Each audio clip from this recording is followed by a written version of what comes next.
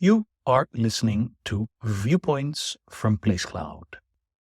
Cultural researchers tell stories of places from around the world.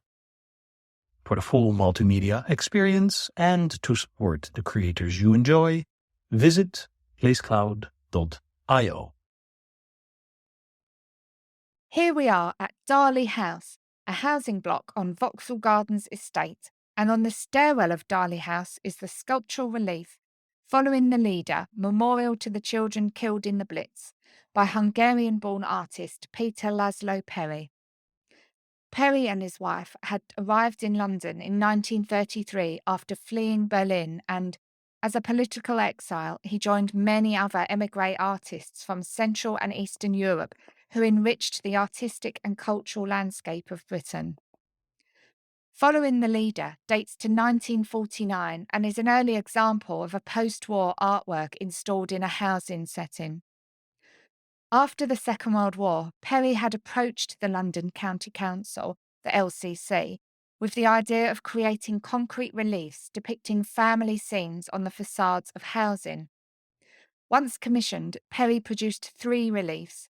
This one, as well as boys playing football and mother and children playing on the nearby South Lambeth estate. All 3 of Peri's sculptural reliefs in Lambeth depict contemporary, mid-20th century Lambeth people on the facade of their own housing.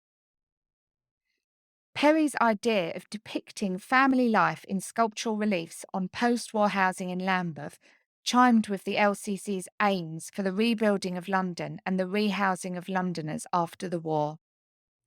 The LCC were concerned with the depopulation of inner London that had been occurring since before the war, people leaving for a better life, and crucially better housing, in the suburbs or, later, the new towns. Because of this, much of the LCC's planning and housing was designed to attract young families and young working people to remain in inner London. The depiction of family life seen here in Peri's work was an extension of this. Following the Leader is made of red-coloured concrete, or pericrete as Peri named it, a secret recipe he named after himself. There are 6 children alternating girl, boy, holding hands playing a game of Follow the Leader. Their clothes fly around them, their faces smiling and animated, adding to the playful movement of the piece. However, as you can probably guess from the full name of the work, Memorial to the Children Killed in the Blitz, this is not simply a depiction of children playing. This is a war memorial, and is indeed listed on the Imperial War Museum's War Memorials Register. Originally, the bricks surrounding the figures were coloured blue and white to suggest the sky. These children are ascending to heaven. An artwork depicting children killed in the London Blitz is extremely poignant, especially considering it dates to 1949, just a few years after the war, and is in a part of London that saw considerable aerial bombardment due to its proximity to the river and industry. Although this exact location, Lord Street, was not bombed, the surrounding area was. This piece, by not containing a list of names, as a conventional memorial does, serves more as a general memorial. It addresses community grief, reflecting the general tragedy of children being killed in the Blitz. It is interesting to note that this is installed on the back of Darley House, perhaps the less attractive side of the building.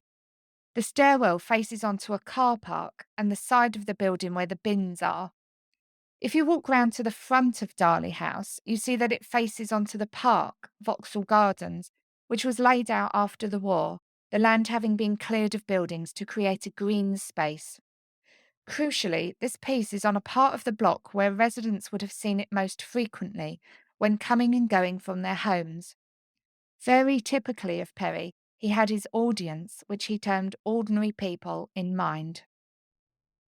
This piece was awarded Grade 2 listing in 2016, and so these Lambeth children, ascending heavenward in their game of Follow the Leader, are here to stay.